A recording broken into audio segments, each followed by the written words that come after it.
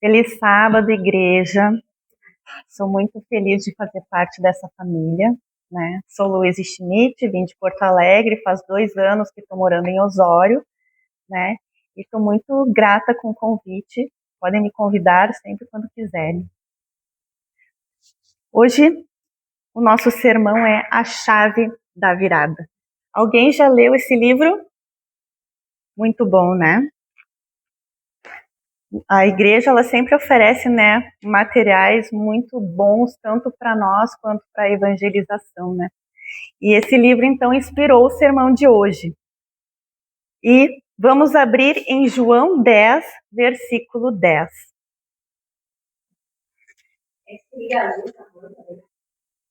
Pode ser?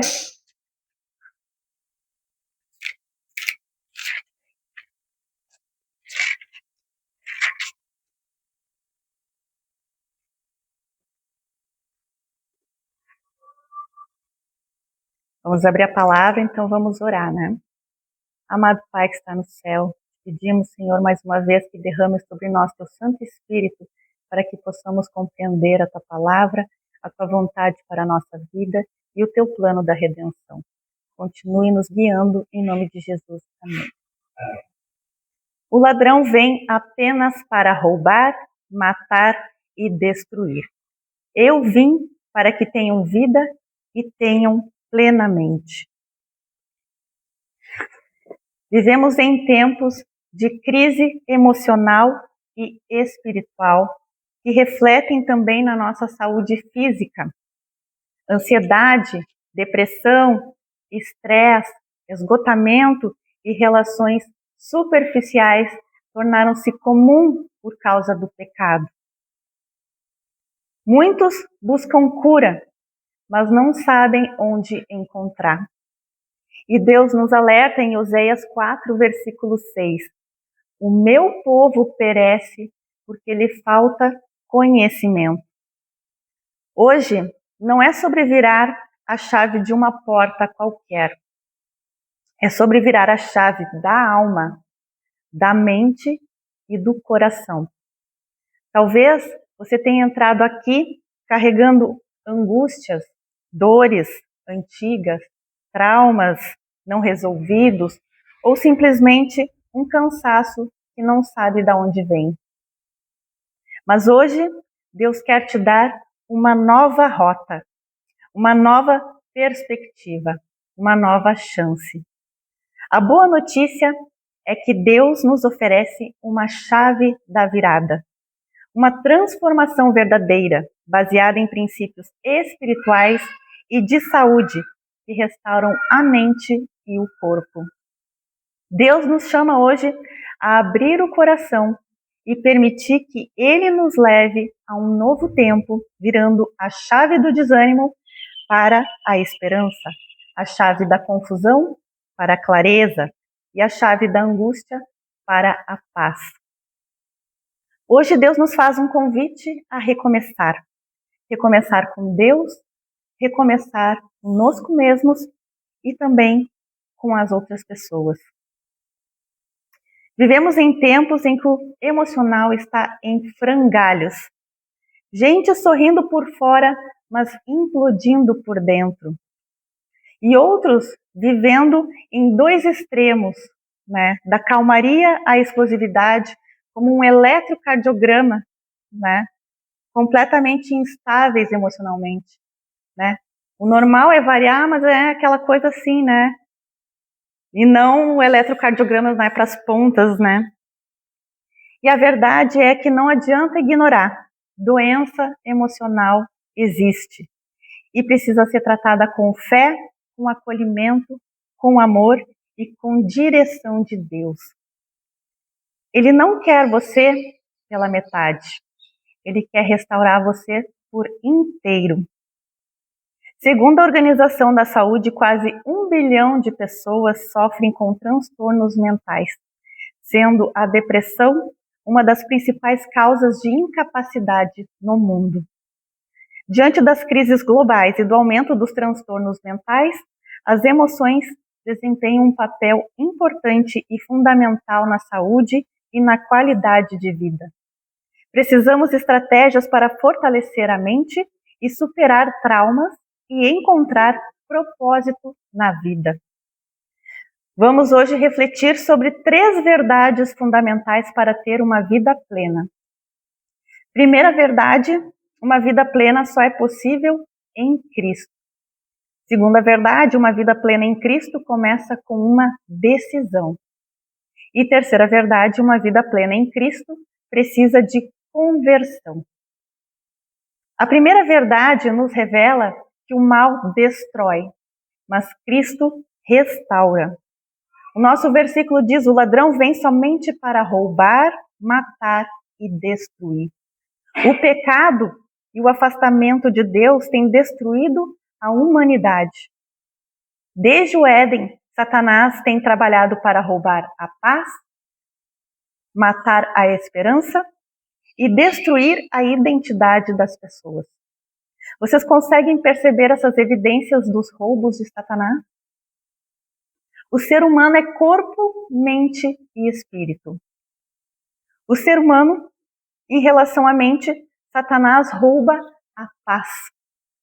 Vivemos ansiosos e inquietos, buscando respostas em fontes erradas. Em relação ao espírito, Satanás rouba a identidade. Muitos não sabem quem são em Cristo e vivem sem propósito. Em relação ao corpo, ele rouba a saúde. Maus hábitos físicos e emocionais levam ao adoecimento. No entanto, Jesus não nos deixou sem solução.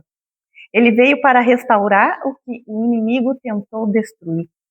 Existem traumas que se escondem no corpo.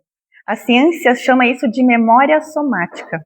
Algumas dores emocionais viram dores físicas reais, mesmo anos depois. Por isso, tratar a alma também trata o corpo. O que o inimigo tem roubado de você? Existe algo que está travando a sua vida emocional? Mágoa, ansiedade, comparação, vício, baixa autoestima, culpas, traumas, pensamentos ruins. Que ferida você quer que Deus cure? Quando falamos de emoções, nós falamos do coração. As emoções não são boas e nem ruins em si mesmas. Mas quem gosta de sentir tristeza, raiva, ansiedade, medo? A questão é que você não se torna mal por sentir raiva, ou ciúmes, ou inveja. Você não se torna sem fé porque sentiu tristeza, medo. A questão é o que você faz nestes estados de espírito, como a irmã falou, né, na escola sabatina. É a maneira como aprendemos a lidar com as emoções, que elas produzem efeitos positivos ou negativos. É a má gestão das emoções que pode levar a decisões ruins e até doenças mentais. Jeremias 17, versículos 9 e 10 diz: o coração é mais enganoso que qualquer outra coisa. A sua doença é incurável. Quem é capaz de compreendê-lo? Eu sou o Senhor, que sonda o coração e examina a mente, para recompensar a cada um de acordo com a sua conduta, de acordo com as suas obras. As emoções interferem na mente, e o conflito espiritual é na mente. O mundo ensina a seguir o coração. Busque o prazer e fuja da dor. Busque a sua felicidade, o seu bem-estar, o foco no eu. Mas a palavra ensina o oposto. Devemos seguir a vontade de Deus de forma racional. Devemos ser servientes, ou seja, úteis, e essa verdade confronta o nosso coração. Pois não vivemos para agradar a si mesmos, mas a obedecer às ordenanças para um plano muito maior que nós. Não agimos pelo que o coração está sentindo, mas apesar do que sentimos, enfrentamos essas sensações desconfortáveis para praticar o que Deus tem revelado através da sua palavra. Praticamos a abnegação como um investimento para colher riquezas no céu. Então vamos deixar Deus agir hoje nas nossas vidas. Permita que Ele mexa onde for necessário. Cure o que está escondido. Te reconecte com a paz que só Ele pode dar. Jesus pode restaurar a sua paz, a sua identidade e a sua saúde. A segunda verdade que listamos é que a vida plena começa com uma decisão. Jesus prometeu: eu vim para que tenham vida. Cristo não apenas expõe o problema, que é o pecado humano, e a separação entre a humanidade e Deus. Ele também oferece a solução. Porém, a vida plena que ele promete não é automática. Exige uma decisão de entrega. Em média, levamos 66 dias para formar um novo hábito. Se você decidir orar, ler a Bíblia e cuidar da saúde mental, a virada pode começar com 2 meses de consistência. Não é mágica, é decisão repetida. A gente aprende a esconder, a sorrir por fora, e sangrar por dentro. Mas hoje Deus não quer que você esconda mais. Ele quer entrar na sua vida. E Ele já trouxe a chave. Existem trancas emocionais que precisam ser destravadas. As trancas do estresse e sobrecarga mental. Esses problemas que afetam milhões de pessoas. Você consegue reconhecer os sinais do estresse e assim adotar as medidas para controlar antes que ele se torne crônico? É preciso hábitos como estabelecer prioridades e equilibrar responsabilidades, praticar exercícios físicos e cuidar da qualidade do sono, desenvolver técnicas de gestão emocional, como o relaxamento e a meditação na palavra de Deus, organizar os pensamentos, os valores e os relacionamentos. É possível reduzir a ansiedade ao aprender a confiar no plano divino e buscar suporte emocional com amigos, com família e na fé. Marta era uma pessoa multitarefas. Não conseguia permanecer em paz, em repouso, ao contrário de sua irmã Maria. Marta então pede para Jesus repreender Maria, mas ela acaba sendo serenamente repreendida a aquietar-se. Marta tinha esquecido o mais importante, ter um relacionamento de qualidade com Deus. Nós precisamos do espírito de Marta, sermos responsáveis, proativos, prestativos, atenciosos, mas ao mesmo tempo precisamos prioritariamente do espírito de Maria para nos sentar aos pés de Jesus e ouvir a sua palavra, nos alimentar das suas promessas. Precisamos fortalecer o relacionamento com Ele, fortalecer a nossa fé. E assim seremos capacitados para enfrentar as tempestades da vida. A chave bíblica para o estresse é simplificar a vida e rever as prioridades. Mateus 6, versículo 33 diz: buscai, pois, em primeiro lugar o reino de Deus e a sua justiça, e todas essas coisas vos serão acrescentadas. Eclesiastes 4, versículo 6 diz: melhor é ter um punhado com tranquilidade do que 2 punhados à custa de muito esforço e de correr atrás do vento. Provérbios 23, versículos 4 e 5. Não esgote suas forças tentando ficar rico. Tenha bom senso. As riquezas desaparecem assim que você as contempla.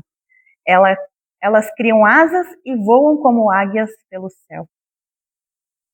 As trancas da raiva e irritação. Você geralmente é vítima ou agressor da raiva? A raiva e a irritação são emoções que podem se tornar destrutivas se não forem controladas. Muitas vezes a raiva nasce da sensação de injustiça ou frustração, e aprender a lidar com essa emoção é essencial para uma vida equilibrada.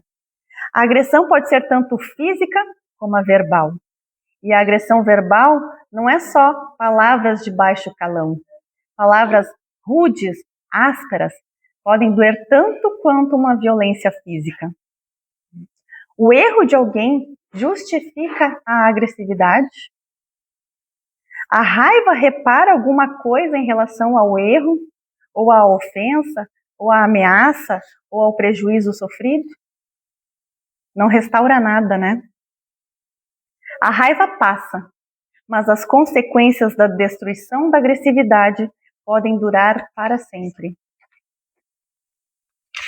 Não há nada de legítimo explodir como forma de punir as pessoas ou transferir a responsabilidade para os outros.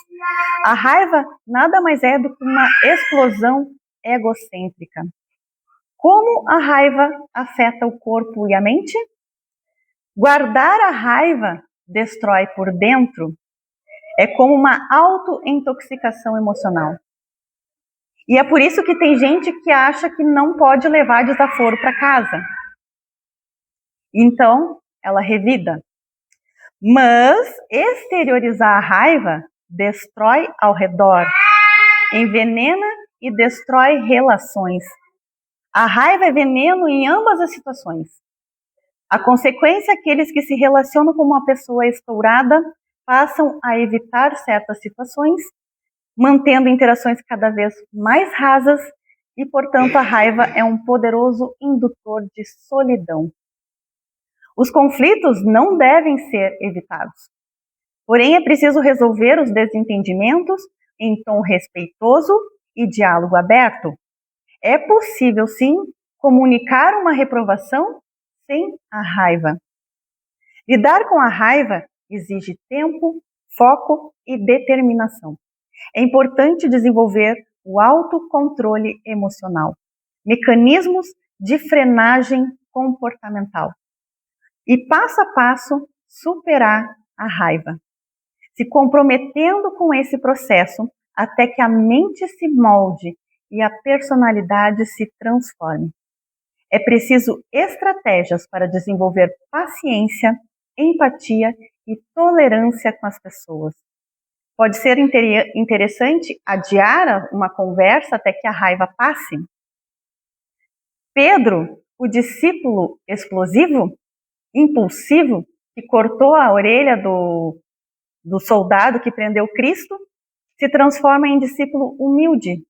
E o seu discurso passa a ser de mansidão, que nem em 1 Pedro 5, versículos 6 e 7.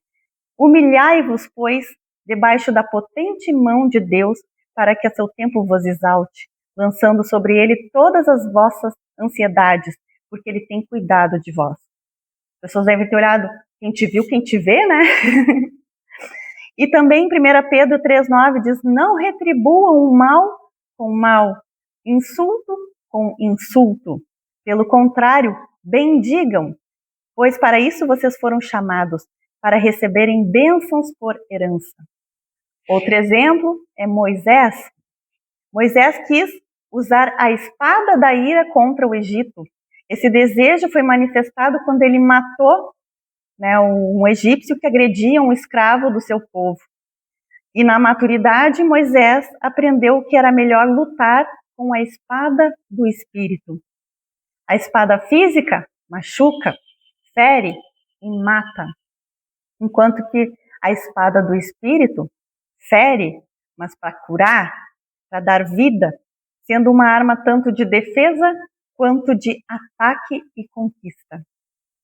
A Bíblia também é um guia para alcançar a tranquilidade, destacando a importância do domínio próprio e do amor ao próximo. Então, a chave bíblica para a ira é não pecar por causa da raiva. Efésios 4, versículo 26 e 27, que nem a irmã também citou, né? Irai-vos e não pequeis. Não se ponha o sol sobre a vossa ira, nem deis lugar ao diabo. Este trecho adverte para não deixar a raiva dominar por muito tempo e para não pecar por causa dela. Romanos 12, 19. Amados, nunca procurem vingar-se, mas deixem com Deus a ira, pois está escrito: minha é a vingança, eu retribuirei, diz o Senhor. Deus é o nosso vingador. Provérbios 17, versículo 14. Começar uma discussão é como abrir brecha num dique. Por isso, resolva a questão antes que surja a contenda. Agora, a tranca da culpa e da autossabotagem. Você é uma daquelas pessoas que carrega pesos emocionais do passado? Isso afeta o seu presente e impede o seu crescimento. A culpa é uma dívida que atribuímos a nós mesmos e que não podemos pagar. Muitos acreditam que não podem mudar, mas a transformação é possível através de autoconhecimento, identificação de crenças limitantes e dos padrões destrutivos, autopunitivos. É preciso uma mudança de mentalidade, substituir pensamentos negativos por positivos, reconhecer os próprios erros e aprender com eles. O seu cérebro acredita naquilo que você repete com frequência. Se você diz todos os dias, eu não consigo, o seu cérebro se adapta a essa realidade e essa crença se cumpre na sua vida. Mas o contrário também é verdade. Declarar fé muda a rota inteira. No lugar do vitimismo, devemos buscar a responsabilização, ser parte da solução e não do problema. A culpa, ela pode ser produtiva se ela nos fizer refletir sobre os nossos erros e nos transformar, mudar para melhor. A história de Pedro mostra que é possível transformar a culpa em aprendizado e crescimento espiritual. Pedro negou Jesus 3 vezes e virou o líder da igreja cristã, propagando o evangelho poderosamente. A maior chave da virada dele não foi quando ele andou sobre as águas, mas quando ele chorou amargamente e mesmo assim foi perdoado. A chave bíblica para a culpa é que ela pode ser superada através de arrependimento sincero e da aceitação do amor de Deus. Isaías 1,18 diz: venham, vamos refletir juntos, diz o Senhor. Embora os seus pecados sejam vermelhos como o escarlate, eles se tornarão brancos como a neve. Embora sejam rubros como a púrpura, como a lã se tornarão. 2 Coríntios 5,17 diz assim, que se alguém está em Cristo, nova criatura é. As coisas velhas já passaram, eis que tudo se fez novo. Agora a tranca da falta de perdão, ressentimento, rancores. Você tem dificuldade de perdoar? Guardar rancores adoece a alma. O perdão é um ato de libertação, principalmente para quem perdoa. Já para quem recebe o perdão, a cura ocorrerá com o arrependimento e conversão. Guardar mágoas e ressentimentos pode causar danos físicos e emocionais, como ansiedade e doenças psicossomáticas. O perdão é uma decisão e não um sentimento. E ele pode ser desenvolvido através de reflexão sobre as razões que causaram a mágoa, prática da empatia e compaixão pelo próximo, compreensão de que perdoar não significa esquecer, mas sim deixar de carregar o peso do ressentimento, deixar de lado o desejo de vingança, de retribuição. A Bíblia ensina que o perdão de Deus é incondicional e que devemos seguir esse exemplo para viver em paz e harmonia. Então, a chave bíblica do ressentimento é o perdão como um mandamento de Deus para a libertação. Mateus 6, versículo 14 e 15 diz: porque se perdoardes aos homens as suas ofensas, também o vosso Pai Celestial vos perdoará a vós. Se, porém, não perdoardes aos homens as suas ofensas, também vosso Pai vos não perdoará as vossas ofensas. Em Gênesis 50, versículos 19 a 21, vemos José abrindo mão da vingança contra os seus irmãos. José, porém, lhes disse: não tenham medo, estaria eu no lugar de Deus? Ele mesmo não fez a vingança. Vocês planejaram mal contra mim, mas Deus o tornou em bem para que hoje fosse preservada a vida de muitos. Ou seja, todas as coisas cooperam, para o bem daqueles que amam a Deus. E José disse: por isso não tenham medo, eu sustentarei vocês e seus filhos. E assim tranquilizou os seus irmãos e lhes falou amavelmente. Agora, a tranca do medo e da ansiedade. Você é daqueles que paralisa diante da dúvida e entra em pânico diante do incerto? A paz interior é um dos maiores desafios da vida moderna. A ansiedade e o medo podem ser combatidos por meio da confiança em Deus. A paz interior é um dos maiores desafios da vida moderna. A ansiedade e o medo... Eu li isso? Dicas práticas para alcançar a paz, então. Redução da exposição a notícias negativas e estresse desnecessário. Desenvolvimento de uma rotina de oração e meditação na palavra de Deus. Prática do desapego de problemas que estão fora do nosso controle. Entregar para Deus e confiar. Agora eu lembrei de Pedro. A Bíblia ensina que a verdadeira paz vem de Deus e que confiar nele pode aliviar muitas das cargas emocionais que carregamos. Todos enfrentam dificuldades na vida, mas é possível superá-las com fé, paciência e determinação. A fé e a paciência são fundamentais para enfrentar os momentos difíceis. Deus tem planos maiores do que conseguimos imaginar. Noé levou 100 anos para construir a arca, e isso sem ver uma gota de chuva. Ele confiou em Deus antes de ver qualquer evidência. Ele foi literalmente o crer para ver. Uma chave da virada baseada na fé pura. A chave bíblica para a ansiedade e para o medo do futuro é a confiança em Deus. Filipenses 4, versículos 6 e 7. Não andem ansiosos por coisa alguma, mas em tudo, pela oração e súplicas e com ação de graças, apresentem seus pedidos a Deus. E a paz de Deus, que excede todo o entendimento, guardará os seus corações e as suas mentes em Cristo Jesus.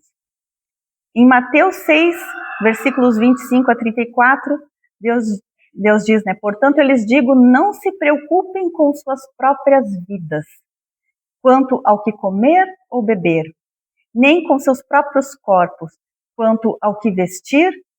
Não é a vida mais importante do que a comida e o corpo mais importante do que a roupa? E lá no versículo 33, busquem, pois, em primeiro lugar o reino de Deus e a sua justiça, e todas essas coisas lhes serão acrescentadas. Portanto, não se preocupem com o amanhã, pois o amanhã se preocupa consigo mesmo. Basta cada dia o seu próprio mal. A Bíblia fala, não temas, umas 365 vezes. É como se tivesse uma para cada dia do ano. Coincidência? Talvez, mas é como se Deus dissesse a cada dia, não temas, eu estou contigo. Agora, a tranca do isolamento e do desânimo. Você sente que não se encaixa neste mundo? Sensação de não pertencer ou não ser visto? A falta de contato social pode intensificar sentimentos de tristeza, solidão e desesperança, elevando o risco de quadros como depressão e ansiedade. É preciso investir em valorização pessoal, engajamento e interesse nas coisas que gosta e se identifica e praticar a gratidão, focar nas bênçãos de Deus. O personagem mais rejeitado da Bíblia talvez tenha sido Davi. Quando Samuel vai ungir um rei, Jessé, pai de Davi, nem sequer chama Davi. Davi foi esquecido até pela própria família, mas ele foi o que virou a chave da história de Israel. Relacionamentos são a base da vida. Somos seres sociáveis e temos a necessidade de nos relacionar, de compartilhar e apreciar e dividir momentos juntos. Você sabia que para o cérebro registra a rejeição como uma dor física? Ser ignorado ou desprezado ativa a mesma região do cérebro responsável pela dor. Ou seja, um não te quero mais dói tanto quanto um tapa, um soco. Por isso, afaste-se de relacionamentos tóxicos, com pessoas com intenção clara de se aproveitar de você. E a chave bíblica para o desânimo é o consolo e a presença constante de Deus. Em Salmos 34, versículo 18, diz: o Senhor está perto dos que têm o coração quebrantado e salva os de espírito abatido. Você pertence à família de Deus. Efésios 2,19. Portanto, vocês não são mais estrangeiros nem forasteiros, mas concidadãos dos santos e membros da família de Deus. E Deus nos dá um propósito, né? 1 Pedro 2,9 diz: mas vocês são geração eleita, sacerdócio real, nação santa, povo adquirido para anunciar as grandezas daquele que os chamou das trevas para a sua maravilhosa luz. E em Hebreus 10:25 nos alerta: não deixemos de congregar-nos como é costume de alguns. Agora, as trancas do vício. O vício é uma fuga do que não queremos enfrentar ou uma forma de regular desejos reprimidos. Quando a sensação que a vida oprime e parece não ter saída, os vícios oferecem a ilusão de uma fuga libertadora, de uma liberdade onde não precisa dar satisfação para ninguém.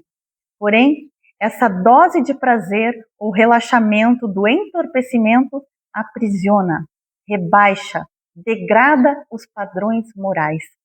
Com o tempo, a pessoa vai precisando cada vez mais de doses maiores para obter prazer, e a pessoa vai se rebaixando cada vez mais. Para tratar o vício, é necessário ajuda profissional e rede de apoio. A Bíblia alerta em 1 Pedro 5,8: sede sóbrios, vigiai, porque o diabo, vosso adversário, anda em derredor, bramando como leão, buscando a quem possa tragar. O filho pródigo chegou ao fundo do poço e caiu em si quando desejou comer a comida dos porcos. Ele lembrou-se da vida junto ao Pai antes da queda. O pecado promete liberdade, prosperidade e plenitude, mas o resultado é uma vida de escravidão, miséria e vazio. Deus liberta, consola e restaura a vida e as relações perdidas. No fim, o filho pródigo é recebido com amor e festa. José e a chave da virada. José do Egito é o exemplo de superação e resiliência. Ele sofreu injustiças e desafios, mas permaneceu fiel. E por isso ele foi recompensado com um futuro grandioso. Um homem traído pelos irmãos, jogado num poço, vendido como escravo, preso injustamente e esquecido. E ainda assim, ele não perdeu a fé. E quando chegou o momento certo, Deus virou a chave e a vida de José nunca mais foi a mesma. Hoje, essa chave também pode ser entregue a você. José não deixou que os traumas moldassem a sua identidade. Pelo contrário, ele permitiu que Deus conduzisse toda a caminhada, nos caminhos inesperados, até cumprir o propósito divino. As dificuldades podem ser oportunidades para crescimento. Em Gênesis 41:14, então começa a virada de chave para José. Então o faraó mandou chamar José, que foi tirado depressa da prisão. A chave de virada de José foi nesse dia, mas ela já estava sendo moldada anos antes, nas lágrimas, nas orações silenciosas, nas escolhas certas no meio da dor. Quais são os 3 passos para essa decisão de virar a chave? O primeiro passo é reconhecer a necessidade de mudança. Enquanto negarmos os nossos problemas, não experimentaremos transformação e seremos que nem os mestres das leis e os fariseus, né? Que se achavam santos, perfeitos e não precisavam de Cristo e rejeitaram a graça. Segundo passo, aceitar a restauração de Cristo. Jesus tem poder de curar feridas emocionais, espirituais e físicas. Vendo a história da mulher do fluxo de sangue, ele cura essas 3 dimensões, né? Ele cura a mulher fisicamente, né? O sangue estanca. Ele cura também ela emocionalmente. Ele chama ela de filha, né? Ela era rejeitada, isolada, né? E, por fim, também a espiritualidade dela. Ao final ele diz: a tua fé te salvou. E o terceiro passo é adotar hábitos de vida saudável. Deus nos criou como seres integrais. A nossa saúde mental e física afetam a nossa espiritualidade.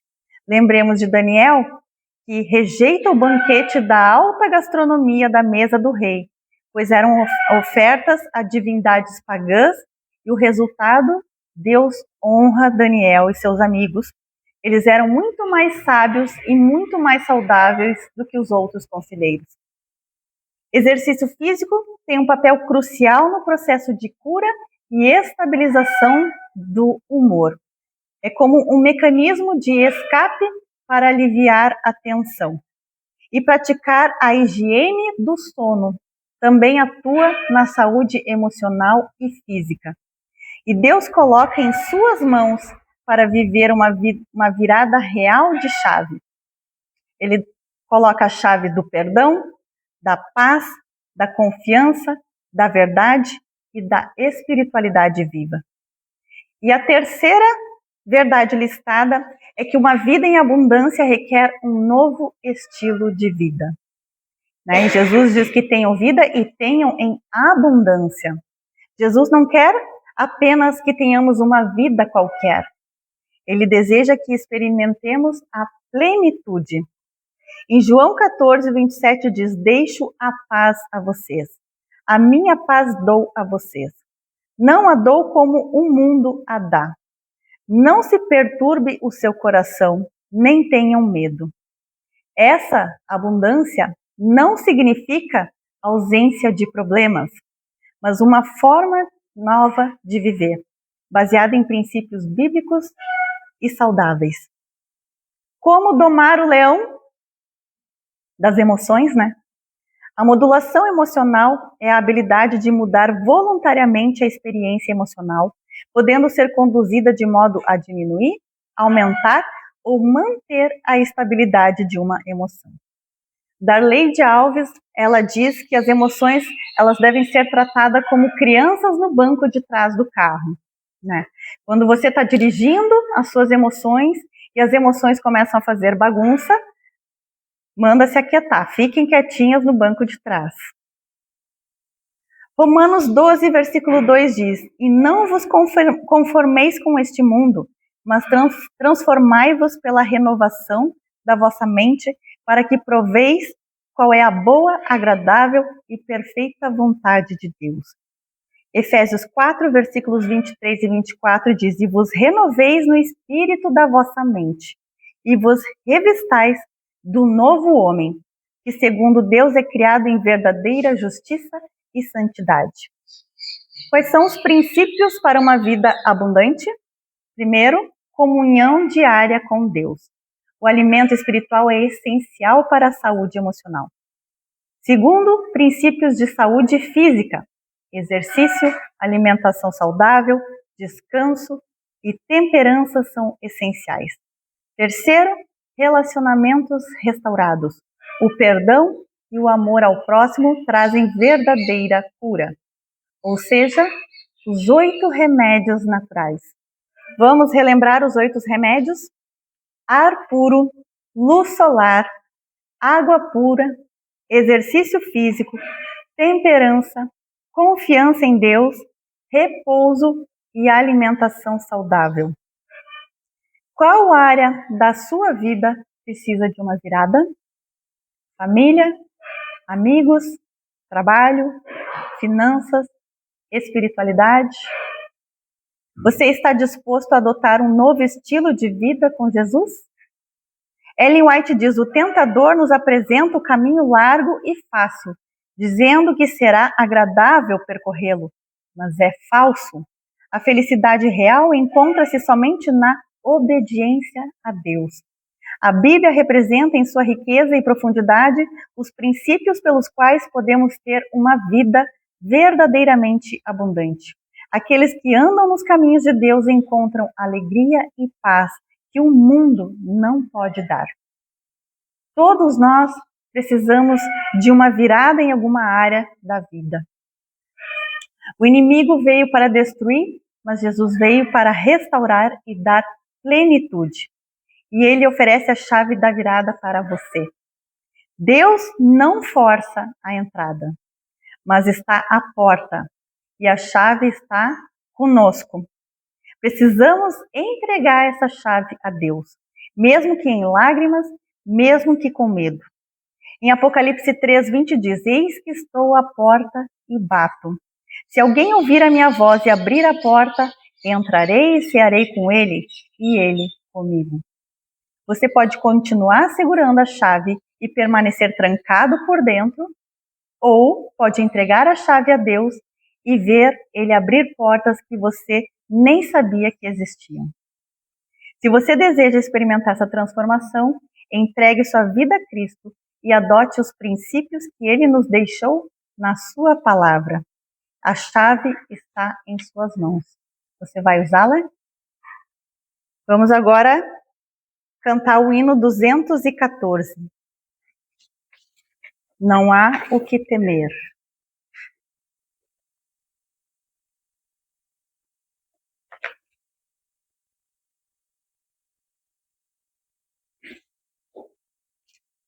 Vamos fazer de pé?